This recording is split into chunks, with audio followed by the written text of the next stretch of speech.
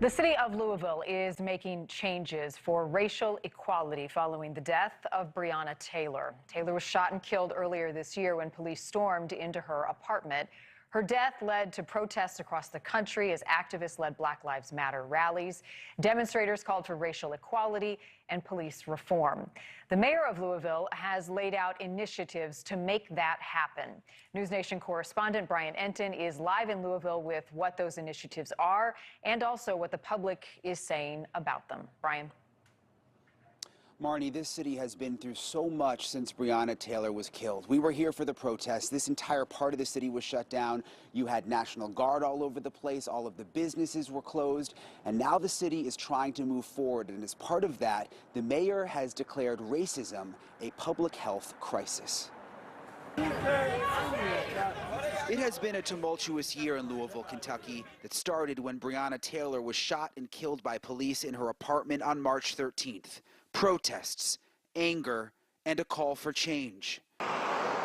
9 months later, and things are looking more normal downtown. The international and national media have cleared out. The boarded up windows are gone, but there is still a lot of pain. The wounds have exposed an economic and social divide that led the mayor to sign an executive order this week declaring racism as a public health crisis. People said, how is racism a public health crisis? Look at the simple fact that the average lifespan for a black person in America is 10 years less than a white person in America. And then ask yourself, how is that just? What goes into that?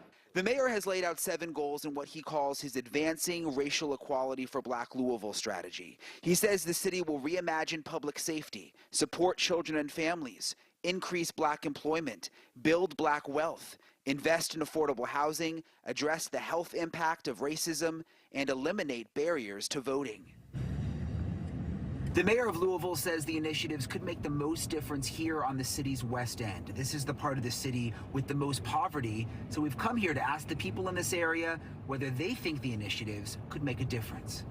At this laundromat off the main drag, we met lifelong West End resident Laura Jackson. What do you think would make this area better? In this, you talking about this particular part of town? Yeah, the West End. Yeah, I mean, I feel like that if we had more resources, the same amount of resources that seems available to the other parts of town, such as like support, where we're not stereotyped a lot down here, because it's already always assumed, you know, that we're from the West End, that we're all like criminals and so forth. I feel like, I don't know, I just feel like we already have so many strikes against us just based off the color of our skin, where we're from. Would a person to look at me and assume that I'm just another person? See that? Those gunshots? Yep, that's gunshots right there. So, I mean, of course you hear that more down here versus being out there, so.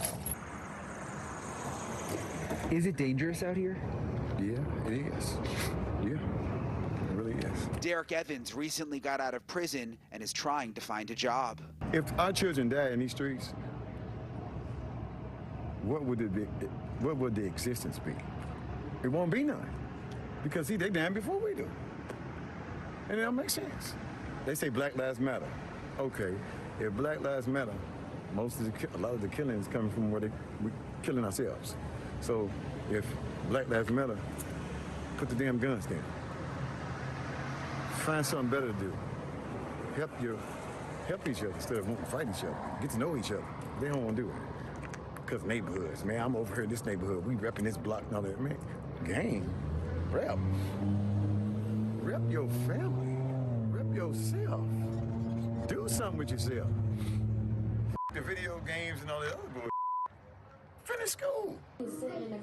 Millie Martin is raising 4 kids in Louisville, and since Breonna Taylor's death has turned into a political activist. She's hopeful the mayor's executive order is the beginning of change, but still skeptical. This is something that we've never seen before anywhere. We've never heard of them actually making it an African-American thing. That's the biggest thing.